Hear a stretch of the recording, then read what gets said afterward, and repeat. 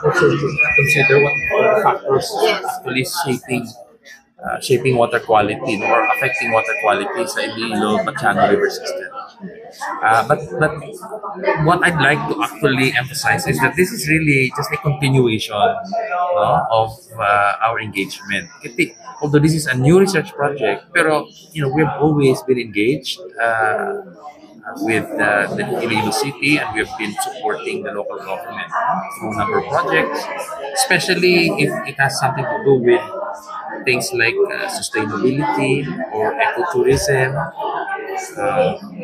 food safety. So we're very much involved here. So this is really one of our many involvements sa city.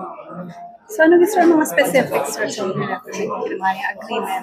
How long ang mga study? So, well, for that, ang project leader ari diri sa Wong, si Dr. Ibabaw. Dr. Ibabaw, Binbo Ibabaw is actually my vice chancellor for planning and development, but she's a specialist on urban and regional planning. So she will address the question.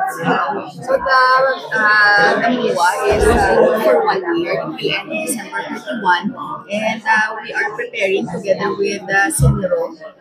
We are revisiting in Iloilo, especially the master plan, which was made in 2002, and try to update through our research what we can do for the development control around in the river and the area of influence of the Iloilo River. What's going to happen sa results of study? The results will be used for the updating of the river master plan, and hopefully for the development control regulations of the river. Science-based policy. But do you have any idea if when was the last time na nag-update kita sa master plan for the Iloilo River? This will be the first time we will be updating the master plan. Since It was made or approved in 2002. So tama na kada po ang improvement ko ng process. Yes, there will be a lot of, there are stakeholders, players that were not involved before, and so meron sa mga new players, and very important stakeholders that should be considered in the development plan. It's important to revisit the plan because Iloilo was really developed. Damo kita challenges sa buong wala sa plan. So it's important that the plan is sufficient plan or may mga gaps.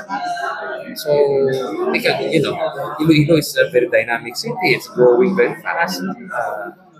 Businesses are being put up all over the place, but especially around the river area. It has really attracted a lot of economic activities, investments. Mayo ng investment, but we must also guard against impacts on the environment. That's why it's important to really look at the river.